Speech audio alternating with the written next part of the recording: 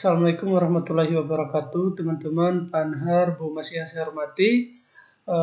Mohon maaf saya tidak menampilkan wajah saya karena kamera laptop saya lagi bermasalah. Oke, lanjut. Di sini saya Rama akan memaparkan materi yaitu kekerasan dan pelanggaran HAM terhadap perempuan di tanah Papua.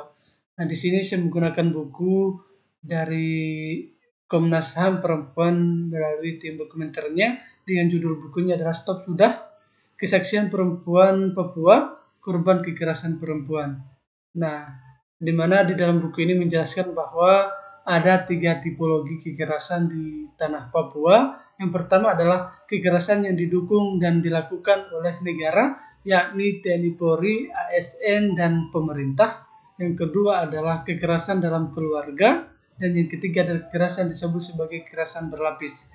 Kekerasan berlapis ini ya, bisa dibilang kekerasan yang dilakukan secara bersamaan, baik pihak yang dilakukan oleh negara maupun keluarga. Nah, kemudian bentuk-bentuk kekerasan yang dilakukan oleh negara antara lain adalah pemerkosaan, perbudakan, kemudian percobaan pemerkosaan, pembunuhan, percobaan pembunuhan, penyiksaan, dan lain-lain. Nah, sedangkan yang dilakukan oleh keluarga bentuk-bentuknya adalah poligami, penganiayaan, pelantaran ekonomi, pemerkosaan, dan lain-lain, teman-teman. Nah, dari yang dilakukan keluarga ini sering ditemukan adanya penyakit HIV/AIDS. Kenapa? Karena dari suami para perempuan tersebut telah memiliki istri bukan cuma satu, sehingga mereka menulari penyakit atau virus yang disebut HIV/AIDS yang menular. Nah, kemudian ketika para perempuan Papua mendapatkan perlakuan kekerasan, apakah mereka melapor? Ya, mereka melapor, tapi tidak ada respon dan kemauan politik yang serius dari pihak pemerintah.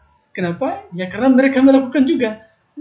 Nah, kemudian untuk mengatasi konflik di Papua secara umum atau masalah kekerasan terhadap perempuan secara khusus mendorong langgengnya kekerasan terhadap perempuan.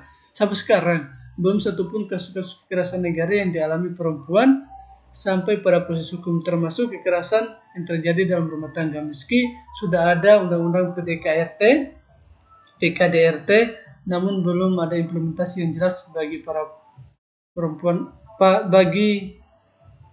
korban di Papua. Nah, jadi teman-teman, di tanah Papua mereka sangat menghargai adat sebelum sampai ke ranah hukum. Jadi apabila terjadi masalah, mereka selesaikan dulu secara kekeluargaan. Kalau tidak selesai secara kekeluargaan, maka mereka selesaikan secara adat baru ke hukum. Nah, kebanyakan pada proses penyelesaian masalah selalu terhenti pada penyelesaian masalahnya itu sampai di adat. Padahal kalau mereka sampai di ranah hukum, ada 9 benteng atau tameng yang melindungi mereka, mulai dari amandemen UUD pasal 28A sampai 28J tentang hak asasi manusia, sampai yang ke-9 yaitu Undang-Undang Nomor 40 Tahun 2008 tentang penghapusan diskriminasi ras dan etnis. Nah, kemudian apa sih kaitannya dengan operasi militer di Papua dari tahun 1963 sampai 2004? Nah, tentu ada kaitannya, teman-teman. Nah, kaitannya adalah bahwa kita merincikan seberapa banyak kekerasan yang dilakukan oleh negara terhadap perempuan Papua. Nah, dari data yang kita saksikan sekarang adalah ada sekitar 164 yang dilakukan oleh negara, baik Polri, TNI, dan aparat lainnya, sekitar 164, di mana dari 164 ini didominasi oleh pihak TNI. Nah, bentuk kekerasannya adalah yang terbanyak adalah pemerkosaan atau percobaan pemerkosaan. Nah, di mana hal ini dilakukan oleh pihak militer.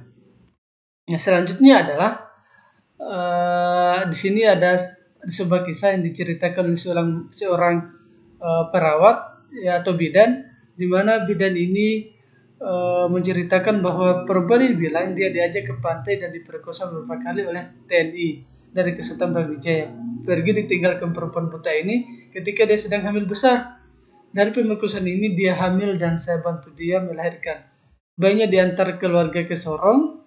Saya dengar anak ini dipelihara keluarga lain. Sewaktu hamil, orang-orang kampung tuduh dia berhubungan dengan sesama orang kampung. Ternyata waktu anaknya lahir berambut lurus, mereka bilang dia ini buta, jadi ya kita tidak usah perlu bela dia. Ketika ada pembakaran kampung 1966, semua orang lari ke hutan dan tidak ada lagi orang yang melihat dia. Jadi dia ini diperkosa oleh seorang TNI dari Kesatuan Brawijaya, namun malah dituduh bahwa dia berselingkuh atau diperkosa oleh sesama kampungnya. Padahal setelah melahirkan si anaknya berambut lurus, di mana di tanah Papua kebanyakan warganya didominasi oleh rambut keriting.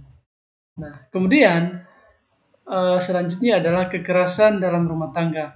Nah, di mana dari sekian banyak kasus, total kasus dari tahun 1993 sampai 2004, di mana jumlah kasusnya adalah sekitar 208 kasus. Di mana di sini kasus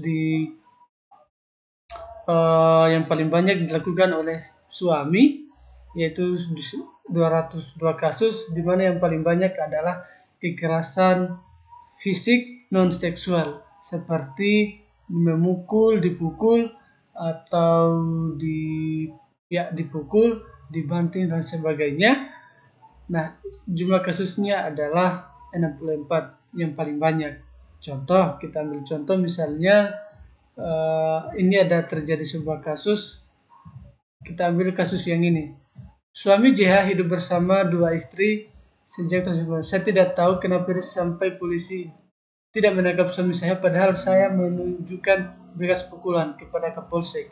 Atau mungkin karena suami saya terlibat dalam dewa adat, jadi polisi enggan untuk menangkapnya. Jadi para polisi pun juga tidak menangkap si pelaku kekerasan. Kenapa? Karena dia termasuk dari perangkat adat, sehingga ada benteng tersendiri, ada tameng tersendiri untuk melindungi si pelaku. Padahal kalau kembali ke atas tadi, ada 9 tameng lagi untuk melindungi si korban. Ya, oke teman-teman. Nah, analisis saya adalah tentang peristiwa di atas adalah bahwa survei tentang kekerasan perempuan terhadap anak dan perempuan yang dilakukan oleh BPS tahun 2006 menemukan bahwa jumlah kekerasan terhadap perempuan di tanah Papua adalah yang tertinggi di Indonesia. Menurut survei tersebut, kekerasan mencapai 13,62% dari kasus-kasus yang dilaporkan secara nasional. Dari angka tersebut, penilaian yang bentuk kekerasan paling tinggi yang dialami perempuan di Papua adalah 70,3%. Jadi, kemudian dana otsus sedemikian besar tampaknya berimplikasi pada tingginya perilaku minuman keras, dikarenakan lagi meningkatnya kecenderungan poligami dan perselingkuhan. Fenomena demikian sangat dominan di Jayapura sebagai wilayah urban yang menjadi persinggahan banyak orang yang masuk di Papua. Dalam banyak kasus, laki-laki baik keluarga lebih banyak menggunakan dana yang diterima secara tidak bertanggung jawab, misalnya memberikan minuman keras, kemudian berfoya-foya, kemudian selingkuh sehingga terjadinya HIV/AIDS, kemudian kembali ke istri sehingga istrinya pun juga terkena HIV/AIDS. Oke, demikian pemaparan saya. Saya kiri, wassalamualaikum warahmatullahi wabarakatuh.